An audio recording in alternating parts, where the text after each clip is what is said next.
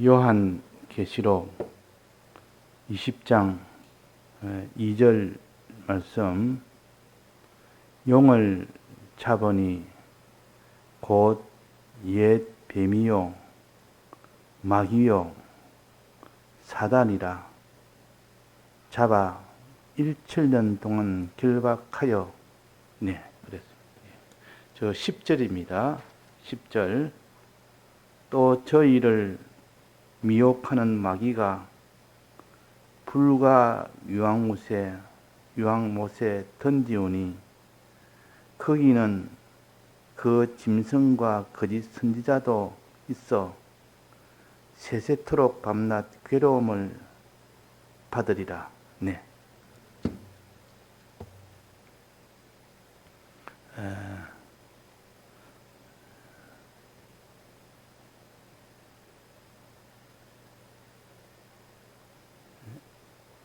성경에 마귀에 대해서 나옵니다.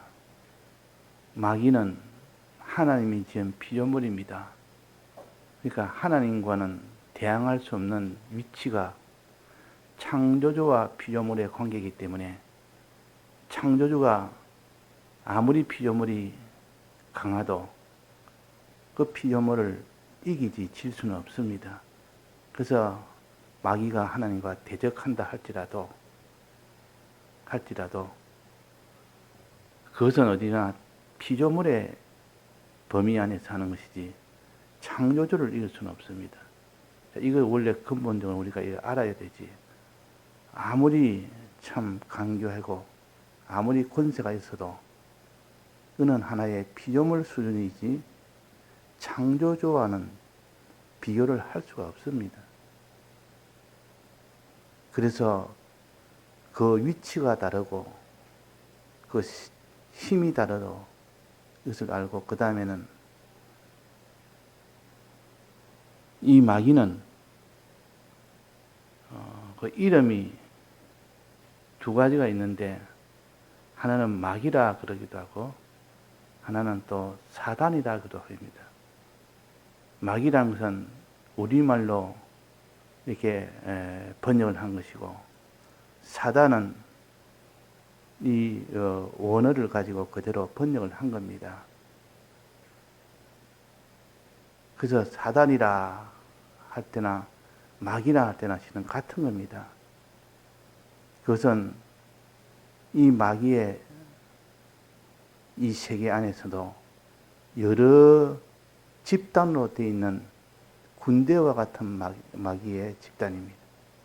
그래서 군대는 제일 우두머리가 있고 그 밑에 중간 그런 계급들이 있고 매일 하급 계급들이 있는 것이 군대입니다. 일사불란하게 명령에 복종하며 명령하고 명령에 복종하는 인간관계로 되어 있는 이것이 마귀의 세계요. 군대와 같은 마귀의 세계요. 그래서 군대 같은 마귀의 세계에서 제일 우두머리를 마귀라 그럽니다. 제일 우두머리를. 사단이나 이 마귀는 제일 우두머리, 즉 군대 같으면 총사령관 정도. 이것을 마귀라 사단이라 그렇게 하고 그 밑에 그것은 그냥 귀신이라. 그 밑에 있는 계급들은 다 귀신에 해당됩니다. 그래서 귀신은 수많은 귀신들을 거느리는 것이 마귀요 사단입니다.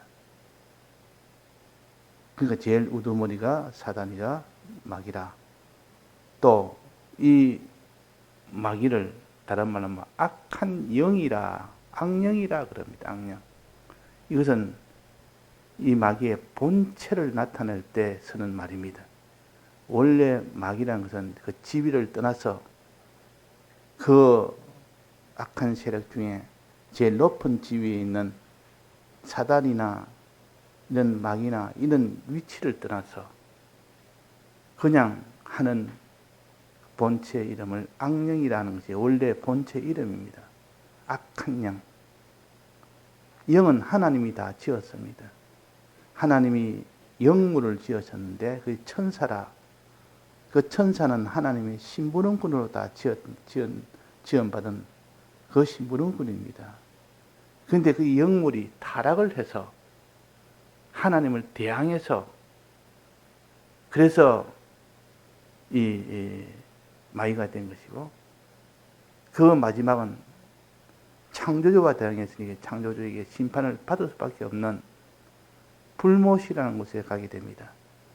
이건 정해져 있습니다. 그러나 하나님이 이 세상에 아직도 세상을 두었을 때는 이 마귀에게 권세를 허락을 했습니다. 성도들을 범죄케 하는 이 일을 허락을 했습니다. 자, 악령에게 악한 일을 하도록 허락을 해서 그 성도들이 다 범죄하는 이것을 목적으로 두고 있습니다. 성도들이 범죄하는. 그러니까 제일 불쌍한 존재가 악령이라. 자기는 그 일을 맡아서 그 일만 하도록 하게 했으니까 이거는 피조물 중에 제일 불쌍한 자 아닙니까? 제일 불행한 자예요. 다른 건 할 수 없습니다. 악한 일만 해서 성도를 다 범죄케 하는 이 일을 하는 것이 마귀요, 사단이요. 이거는 위치성을 갖췄을 때 나타나고, 보통 악한 영이라 악령이라 하는 것은 이런 영은 영인데 하나님이 지원받은 영물인데 이것은 타락한 영물이라 그것을 악한 영이라 악령이라 그럽니다. 그래서 악령은 본체를, 마귀의 본체를 나타낼 때 쓰는 말이요. 마귀와 사단은 위치를 나타낼 때 쓰는 말입니다. 마귀는 제일 우두머리, 사단은 제일 우두머리라는 뜻입니다. 그럼 마귀가 하는 일에 대해서 나타낼 때는 뭐라고 해야 되냐? 마귀가 하는 일, 범죄케 하는 일인데 범죄케 할 때는 어떤 일을 해서 범죄케 하느냐? 이것을 나타낼 때는 여기에 두 가지로 범죄케 한다. 하나는 미혹을 해서, 마귀는 미혹해서 이 성도를 범죄케 합니다. 또 하나는 강압을 해서, 핍박을 해서 범죄케 합니다. 핍박에 못 견뎌서, 강압에 못 견뎌서 범죄하게 하거나, 미혹을 해서 미혹에 못 견뎌서 범죄케 하거나, 이 미혹은 거짓말이라는 거짓말과 아름다움이라는 아름다움을 가지고 미혹을 합니다. 이 거짓말로 미혹할 때는 거짓 선지자라 보통 그럽니다. 아름다움을 가지고 미혹할 때는 보통 이것을 엄녀라 그럽니다. 또 큰 이런 권세를 가지고 강압을 하는, 이렇게 범죄케 합니다. 권세를 가지고 강압을 해서 범죄케 합니다.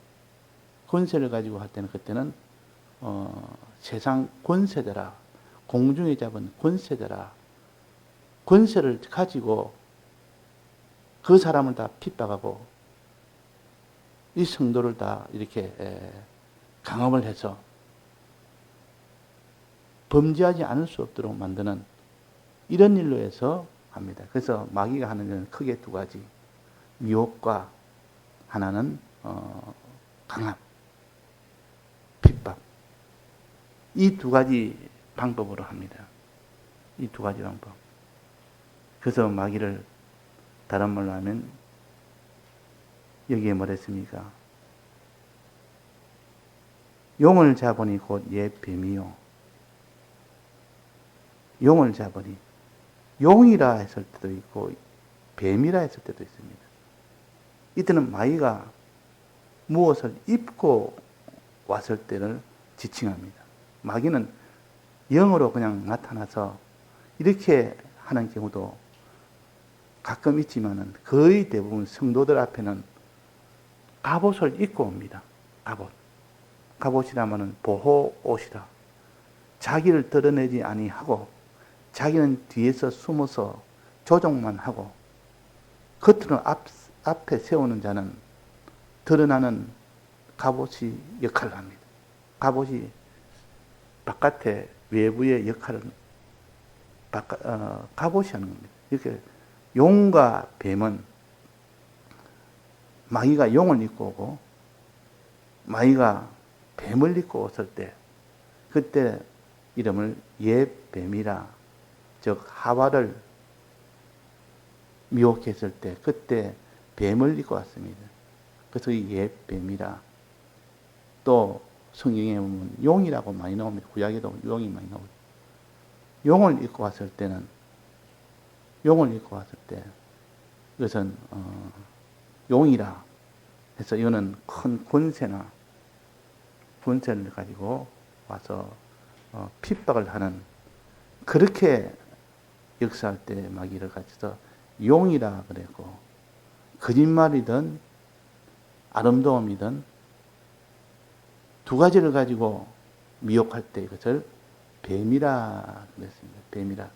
내나 마귀를 가르치는데 이 마귀의 두 가지 역사를 항상 생각해야 된다.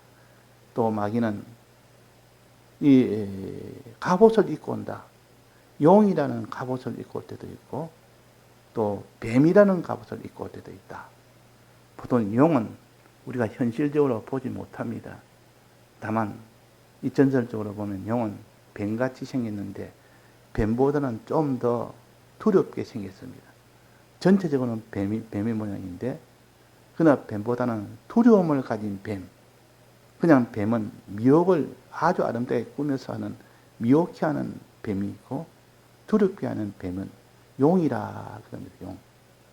용은 보면 우리가 전설 속에는 전한 바에 의하면 이렇게 항상 큰 이런 두렵게 생겨서 이렇게 무서워서 그 앞에는 범죄하지 않을 수 없도록 하는 권세를 가지고 역사하는 악령을 가르칩니다.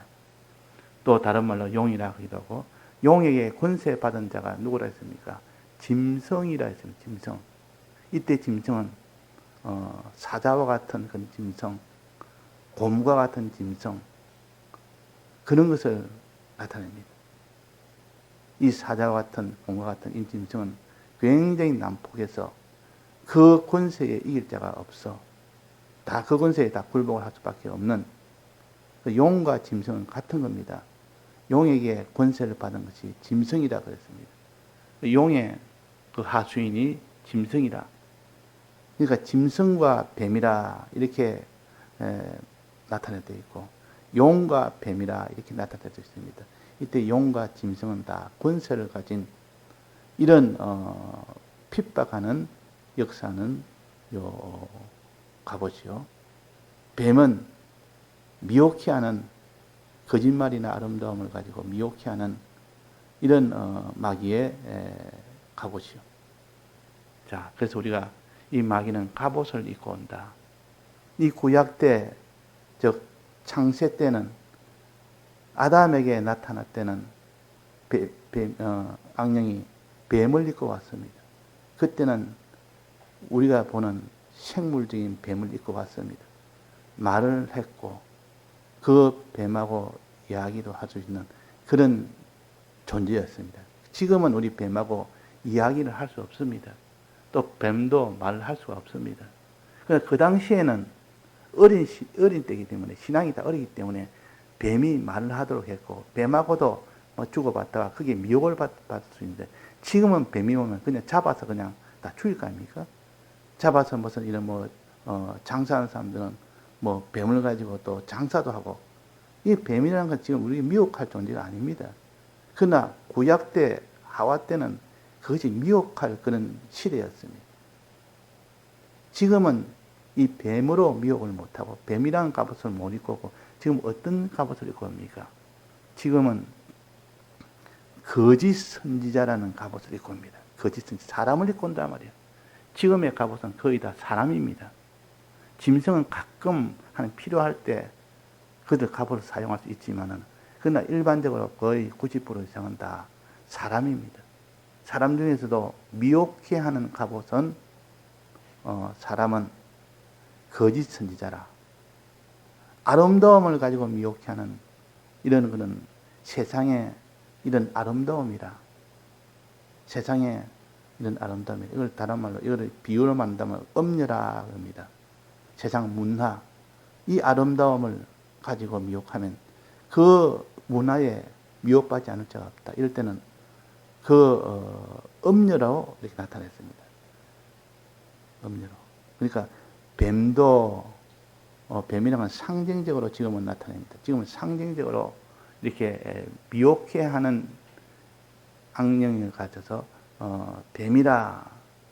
그래서 하와 때 있던 그 뱀과 같다. 똑같아. 그때도 하와를 미혹했지 않느냐. 이래서 옛 뱀이라 그렇게 표시를 한 겁니다. 용이라는 것은 권세를 가지고, 또 짐승이라 하는 것은 이런 사자나 곰이나 이런 난폭한 권세를 가지고 사람을 미혹해 하는 이런 하나의 상징으로 지금 우리에게 가르칩니다. 그러면 지금 용인이 짐승이 하는 것은 지금 어떤 사람이겠습니까? 권세를 가지고 핍박하는 존재는 누굽니까? 세상 권세자들이요. 예수님 계실 때 제사장들이, 그 제사장의 직분이 굉장히 권세를 가졌어. 그 권세를 가지고 예수님을 핍박했고, 또 밑에 거기 있는 헤롯 대왕이 거기서 권세를 가지고 예수님을 십자가에 못 박도록 명령했고, 또 거기 있는 병조들이 그 명령에 받아서 그 권세를 가지고 예수님을 십자가에 못 박는 이런 일을 했습니다. 이것들이 다 병사나 헤롯 왕이나 제사장들이나 이런 백성이나 그들이 하나가 되어가지고 그것이 다 용이라, 짐승이라, 그 권세에 이기지는 못합니다. 이 권세의 결국은 핍박을 받고 십자가를 질 수 있도록 만드는 그 일만 했지 다른 것을 못했습니다. 자, 그래서 항상 우리 용어를 바로 정리하고 알아야 됩니다. 이걸 바로 잡아야 그 뒤에 수없이 용도 나오고 짐승도 나오고 뱀도 나오고 거짓 선지자도 나오고 세상 권세도 나오고 공중의 권세자도 나오고 나올 때 이것을 서로가 바로 깨달아 이 계산을 하지 못하면 혼돈이 되어가지고 이게 붙이고 저게 붙이고 저게 붙이고 이게 붙이고 그렇게 됩니다. 요 뒤에 계속 20장에 오늘 10절에도 봉독인데 거기 보면 또 여러 가지가 또 나오기 때문에 여기서 정리가 먼저 돼야 그 10절에 있는 말씀에 그것도 바로 깨달아 알 수가 있는 겁니다. 자, 그러면 10절에 한번 봅시다. 10절에. 또 저희를 미혹하는 마귀가 그랬습니다. 이 마귀는 위치가 제일 위라. 악령 중에 위치가 제일 위라. 이 악령은 본체라. 악령은 원래 마귀의 본체를 악령이라 그랬고, 그 악령이 불과 용못에 던지우니, 마지막은 이 악령은 모든 것을 다 주범이라고 했습니다. 주범. 범죄할 때는 꼭 주범이 있고 종범이 있다. 우리가 그것을 또 알아야 됩니다. 이 마약에 검거를 하면, 마약 범죄한테 검거하면 반드시 주범이 있고 거기에 심부름하는 종범이 있습니다. 주범과 종범이 하나가 되어가지고 주범은 뒤에서 명령하고 종범은 그 명령에 따라서 실행하는, 그 시키는 대로 실행하는 그런 주범과 종범의 관계로 마약 거래가 이루어지고, 그래서 이루어지고 나면 이제 마약을 사서 그것을 먹는 사람들, 이 셋은 다 범죄자요.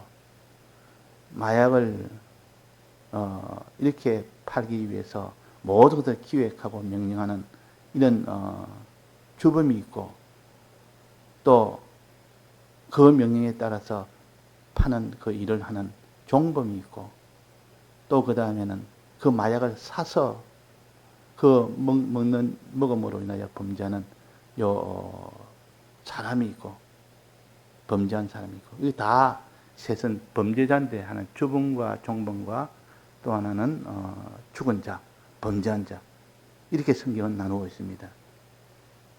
그래서 10절에 보면 또 저희를 미혹하는 마귀가 있어. 주범입니다. 그 주범이 불과 용못에 던진다.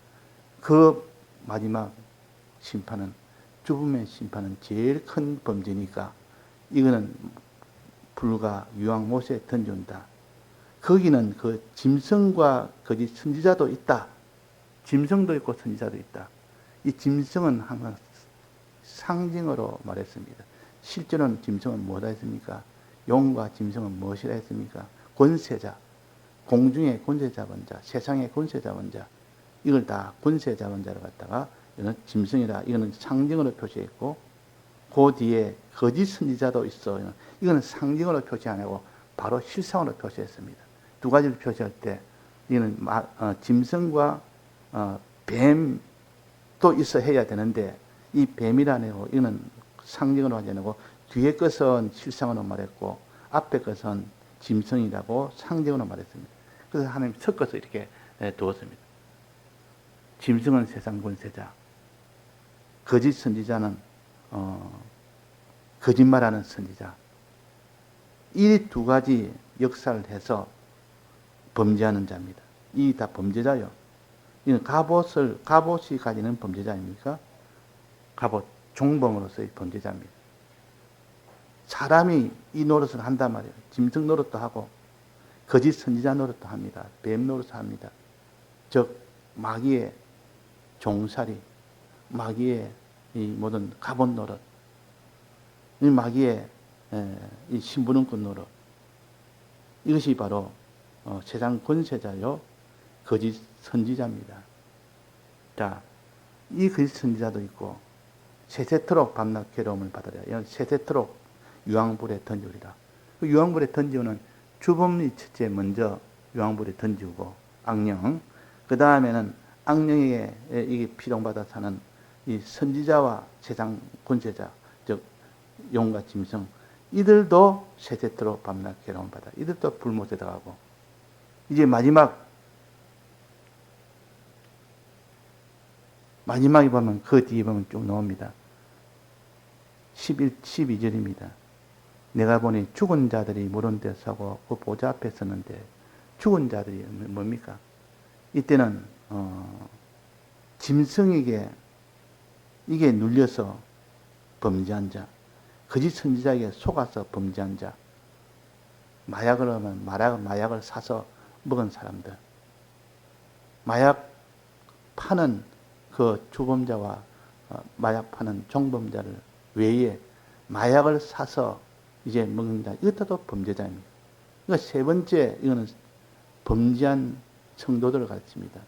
범죄한 성도인데 속아서 이 모든 미혹을 받고 속아서 미혹받아 범죄하는 자, 또 강압에 눌려서 범죄하는 자, 이 세 번째에 있는 이 사람들은 범죄한 성도들이요. 이들이 마지막 어떻게 된다면, 마지막은 심판을 받는다 했습니다. 심판은. 마지막은 심판받는다. 이 심판받는다는 말은 불못에 들어간다는 뜻이요. 그러면 불못에 들어가는 그 종류를 말하자면, 첫째는 마귀가 불과 유황못에 던지우니, 첫째 그랬고, 주범이 유황불에 들어가고, 두 번째는 그 종범인 짐승과 거짓 선지자도 세세토록 밤낮 괴로움을 받으리라. 이것도 불못에 들어가고, 주범과 종범. 세 번째는 이제는 그게 범죄한 성도들, 범죄한 성도들 또 마지막 심판을 받는다 했어요. 심판. 이 심판은 유황불 속에 들어가는 심판이요. 이걸 다 합해서 둘째 심판이다, 둘째 사망이다. 그렇게 마지막에 표시를 합니다. 첫째 사망은 예수님의 대속 이전에 범죄하여 죽었을 때는 첫째 사망을 받은 자가 거기서 다시 구속함을 입어서 살았지만, 다시 또 입었지만은 현실에서 미혹받고 또 거기서 강압받아서 범죄하게 되는 이 두 번째 사망을 당했습니다. 이 두 번째 사망은 어디다 했습니까? 유황불못이라. 유황불못에 가는 이런 세 팀이 갑니다. 셋이 갑니다. 제일 주범인 이게 마귀가 가고, 또 그 다음에 종범인 거짓 선지자와 세상 권세자들이 가고, 그 다음에 세 번째는 범죄한 성도들이 갑니다. 이때 범죄한 성도들은 택자와 불택자를 나누어서 우리가 계산해야 됩니다. 택자는 그 영과 그 몸은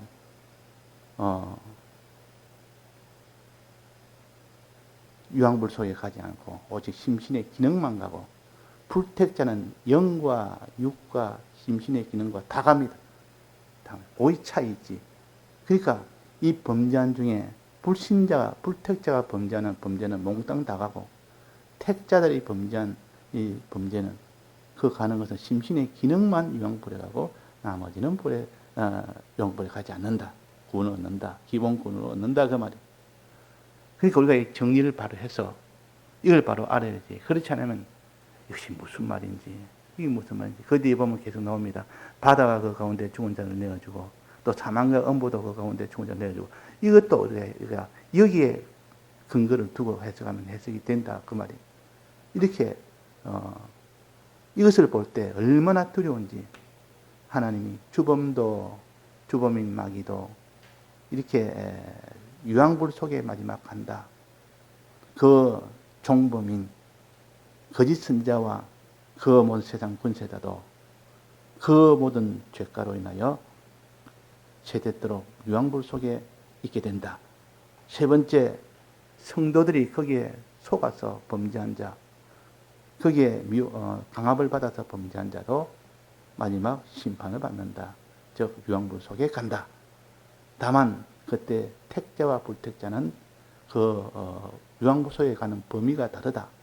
택자는 영과 심신의 형체는 구원을 이미 받았기 때문에 가지 않지만 심신의 기능만 유황불 속에 간다. 그러나 불택자는 영과 모든 심신의 기능, 심신의 형체 다 간다. 몽땅 다 간다. 자, 이렇게 정리해서 우리가 지금까지 우리가 보면 정말 하나님의 심판은 이런 심판이구나. 얼마나 무서운 심판이고 얼마나 큰 심판인지 이것을 우리가 깨달아야 정리해서 알아야 되겠습니다. 다 같이 통성으로 기도하시다가 자유하시겠습니다.